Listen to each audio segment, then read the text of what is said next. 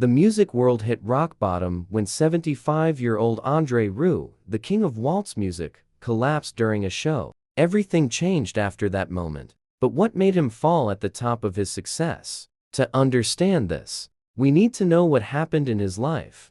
André Rieu was born on October 1, 1949. He grew up in a family where parents cared more about strict rules than their children's happiness. He was the third of 6 kids. His father used his conductor's stick to control the house, just like he controlled musicians on stage. His father, also named André, was a famous orchestra conductor that everyone respected. But at home, the kids were scared of him. There were no bedtime songs in their house, no laughter. Love felt cold and far away. My parents didn't love me, André would say years later. He didn't say it like it hurt him anymore, but just as a simple truth.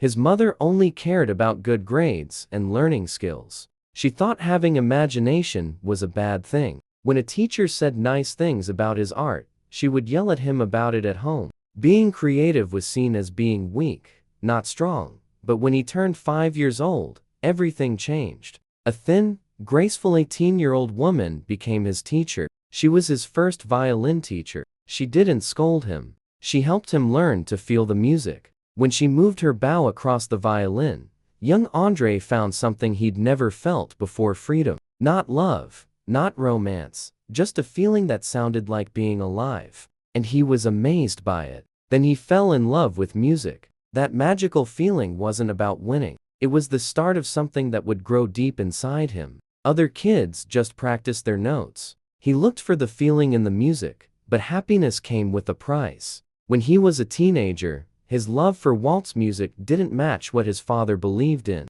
At home, his beautiful music was put down. "I didn't raise you to play waltzes," his father yelled at him. Those words didn't just criticize his music style, they tried to crush his spirit. The final blow came around 1968 when Marjorie showed up. André chose her as his partner, not some conductor's daughter. His mother was furious when she met her. "Leave," she ordered. It was rejection piled on top of rejection. That same night, André walked out of the house. He never went back. Their home stayed the same, an empty shell. Even as he became famous, his parents never came to his concerts, not even once. Even though stadiums were packed with fans who loved him, the silence from his family was a memory he couldn't forget. "I spent years talking to a therapist trying to understand why my childhood felt so empty," he once said. All the clapping from crowds never filled that empty space inside him, but through music, he finally felt like people saw the real him. The violin wasn't just a musical tool, it was something that kept him going. Whenever he played, it felt like windows were opening up. In 1978, after years of formal orchestra testing and dealing with the boring sound of concert halls, André had enough and started a rebellion. He created the Maestro Salon Orchestra. It had 12 dreamers, no fancy costumes, just a lot of hope. These young dreamers played in small community halls, backyard weddings, and forgotten border towns. They were playing music just because they loved it. No critics, no big stages, just sound that was shared and human. That's what people saw on the outside. But inside, there was someone else running everything. It was Marjorie. She was steady, careful, and worked behind the scenes. She handled business meetings, bookings, and wrote musical arrangements without taking credit. She was the invisible power behind his magic that everyone could see. When he wasn't sure about buying a falling apart castle, she joked, "Sell more records." Not because she was curious, but to build their future. This quiet revolution wasn't on TV. It just leaked out slowly. In 1987, he officially started the Johann Strauss Orchestra. It had 12 musicians, but a big mission to bring back music's heartbeat. They got rid of serious, stiff traditions. Instead of black formal coats, they wore colorful clothes that invited joy. Their 1988 New Year's Day first show was filled with dancing lights and happy melodies. It was electric. Critics laughed at them, but audiences came in huge numbers. They weren't just attending a concert. They were taking music back for themselves. By 1995, at one of Europe's biggest stages, the UEFA Champions League final in Vienna, something amazing happened. Without planning, Rieu walked onto the soccer field with his orchestra as a Shostakovich waltz played. Football fans stopped, swayed, and clapped. The stadium lit up with grace. The tension of sports melted away from the strain. When Ajax scored a goal, the timing felt like magic. That moment became legendary. Overnight, their Strauss album jumped to #1 in the Netherlands for 19 weeks. That was unheard of for classical music. It sold millions around the world.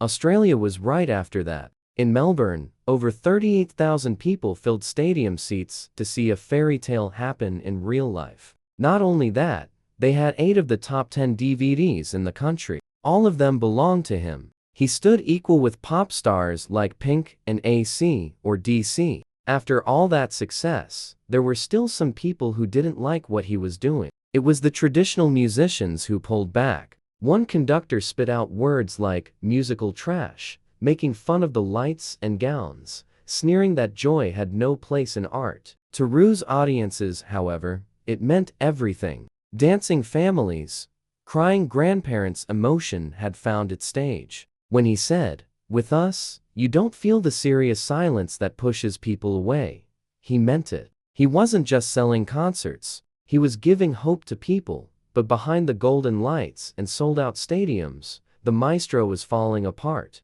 In 2010, at the peak of his career, a new problem showed up. André was hit by a viral infection that attacked his inner ear. For a violinist, balance is everything. His world started spinning. Tours were cancelled. Performances were called off. The man whose main thing was saying, "Can do it," was forced to say, "I can't." It was more than just being sick. It was a break, one he didn't know he'd been carrying. To be exact, it was more than sickness. It was the moment when a legend cracked, shown through shaking, imbalance, and blurred vision. In 2010, at age 62, André Rieu was knocked down by a viral infection of the vestibular nerve. This was an attack on his inner ear that threw him into constant chaos. The room spun around, and nothing, not even the ground under him, felt stable. He lay in bed with dizzy eyes, watching walls that spun with cruel motion. The man who had never wavered now felt unanchored. Doctors ordered rest. The tour schedule collapsed, and the man who was once as strong as a concrete wall fell apart like cheap paper music. André's recovery was very slow. All types of regular therapy didn't work. Then a letter came from an Australian fan. In it, he described his own fight with the same infection and shared vestibular exercises that helped him get his balance back. André, desperate and willing to try anything, followed the advice. Slowly, the spinning came to an end. After months of staying away from the stage, he stood again. First shakily, then steady. With time, he returned to performing, leading a tour that showed not just a musical comeback, but a recovery of his reputation. Everyone thought he was back to his perfect self. But in reality, no wound, physical or emotional, heals without leaving its mark. The dizziness went away, but his balance stayed weak. In 2012, management quickly denied that the balance problems came back, but they admitted that the ear that was once attacked stayed a weak spot. They also said that if there was a chance of the illness returning, he would be in serious danger, especially if he was on stage. Then came 2016 in Leeds on a December tour. The trumpet of sadness sounded again. There was a companion that André kept very close to his heart. He always came along, and his name was Ruud Merckx. He was a trombone player and a longtime friend. Everyone was doing their own thing, but then news struck that he had died in his sleep. It was like a big earthquake in André's world. Without thinking twice, he cancelled the Nottingham show in the middle of the tour, then stopped the rest of the shows in London, Birmingham, and Glasgow. This wasn't illness. It was grief that couldn't be comforted, and it was final. He later admitted Ruud was like a brother to him. The orchestra, a family in every way, swayed in mourning. When the music shows came back, they carried the weight of what had disappeared from André's life. Even after all of that, he stayed strong. And in 2019, when a vicious flu wrapped him in sweats and shaking fever, he still took the stage. The smile stayed on his face, but those who knew him saw how he was fighting with himself on that stage.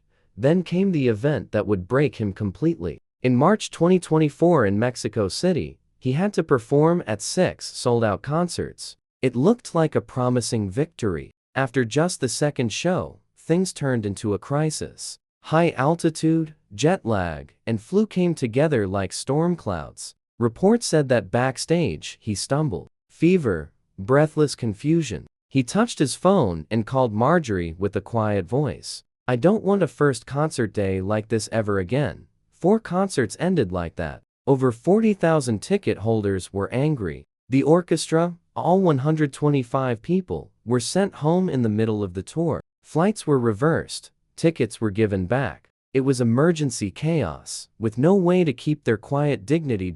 In that pause, something new happened. Pierre, his son, stepped forward. He wasn't just a son or tour manager anymore. He became a shield. No more across the world marathons. The pace slowed down. Europe-only performances, controlled scheduling, sleep, recovery, a soft fortress built around André's health. It wasn't a retreat. It was the right choice. But if it had been taken a bit earlier, they wouldn't have had to face the consequences of what was about to happen next. In the meantime, everything relied on Pierre. He was once responsible for planning, but now he became the curator of tempo. He put in brakes where André would have pushed forward. Every flight, every venue now passed through a filter. Can he do this without breaking? He became the weight-bearer, allowing André to reclaim his music, not at the cost of himself. That collapse, that decision, wrote everything. This was not the fall of a maestro. It was the birth of a new one.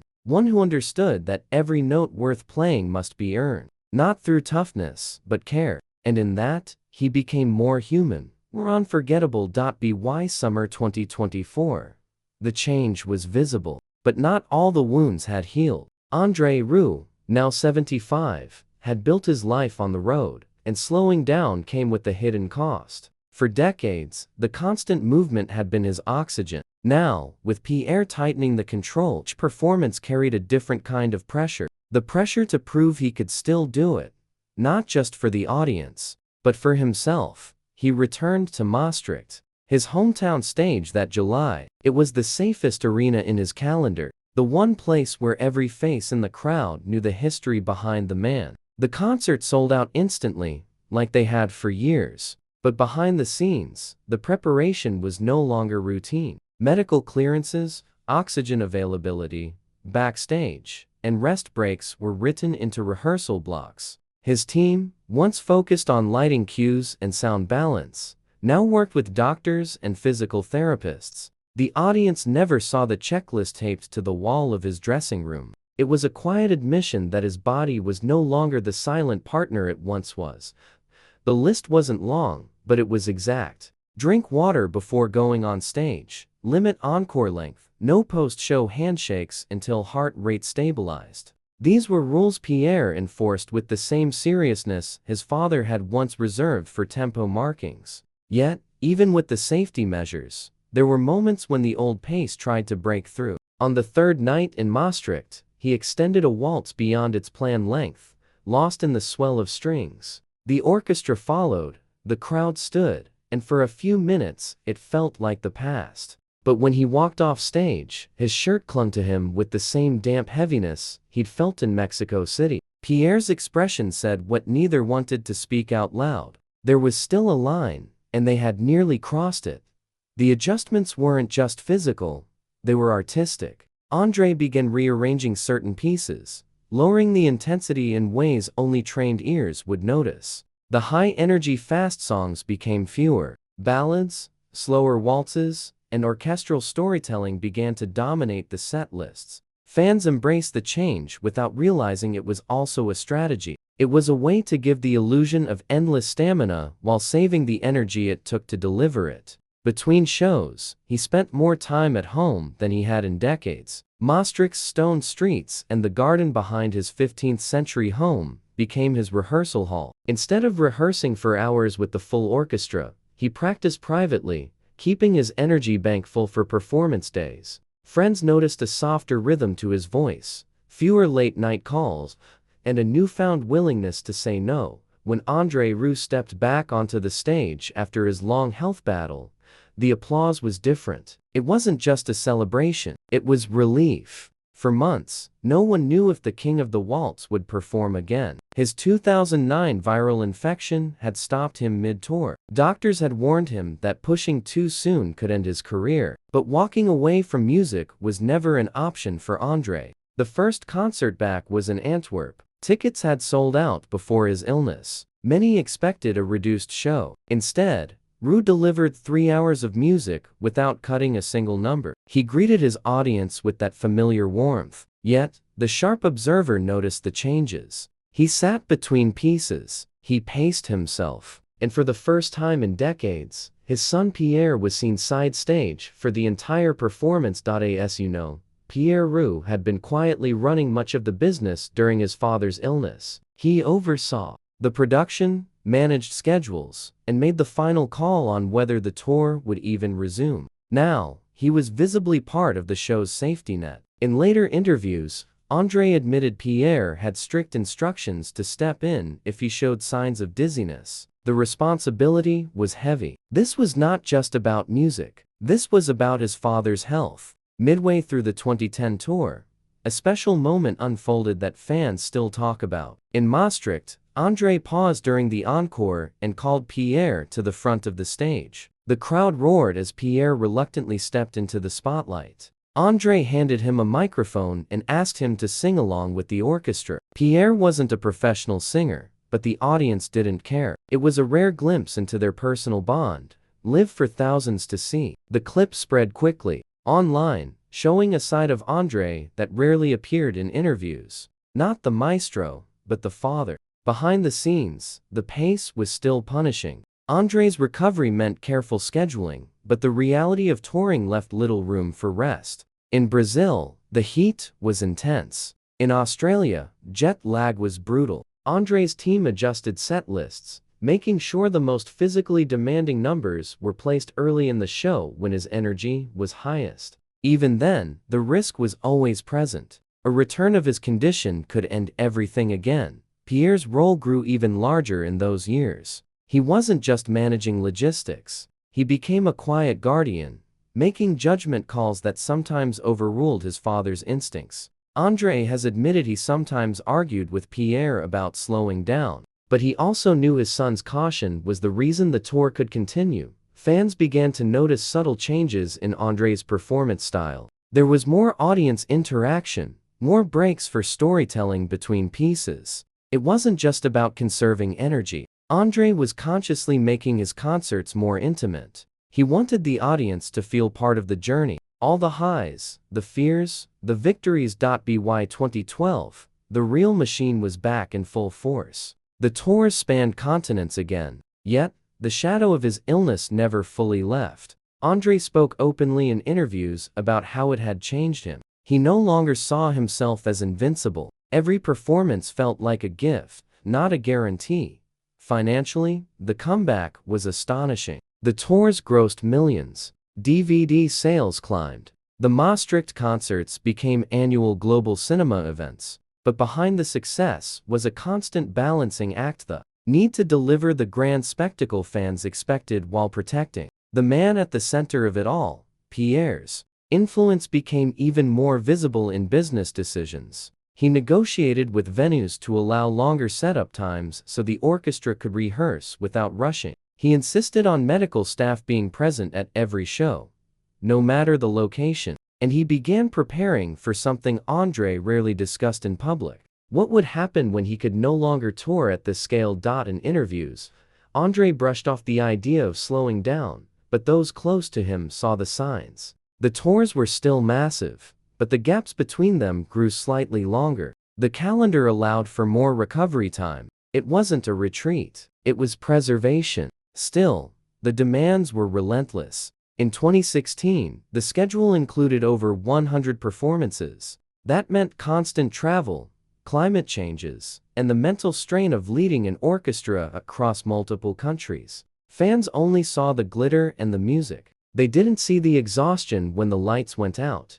Then came the incident in the middle of a European tour. It wasn't dramatic enough to make headlines, but it was serious. During a performance in Vienna, André paused longer than usual between numbers. Pierre moved closer to the stage, watching. The music continued, but there was a shift in the air. Later, André revealed he had felt lightheaded during that set. He finished the show, but the memory stayed with both of them. It was a reminder that no matter how careful they were, the risk was never gone. For Pierre, it reinforced his unspoken mission to protect his father without letting the audience see the cracks. The following year, André scaled back certain physical aspects of the show. He delegated more to his orchestra members. He encouraged solo performances from them, giving himself small windows of rest without breaking the flow of the concert. Fans loved it. They saw it as generosity. For André, it was also a strategy.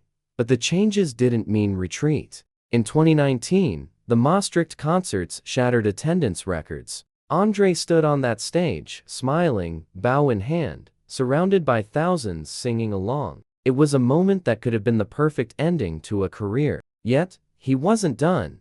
When the pandemic hit in 2020, the tour stopped overnight. For André, it was the longest break from performing in his adult life. He spent it rehearsing, recording, and staying in close contact with his musicians. But it also became a time of reflection. The forced pause showed him what life without constant touring might look like. When restrictions lifted, he returned to the stage with renewed energy. The crowds were bigger, louder, and more emotional. People had missed live music. André had missed them more than he admitted.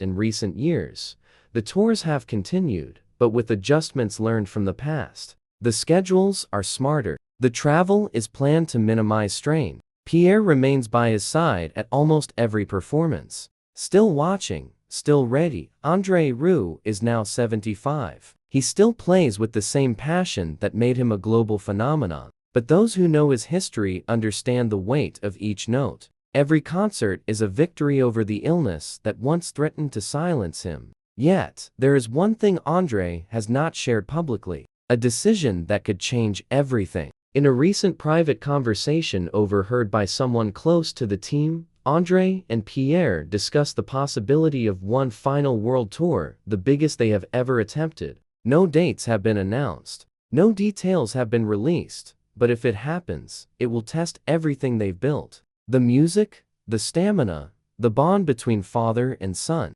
And for the first time since his comeback, the question is not if André can do it, it's if he should.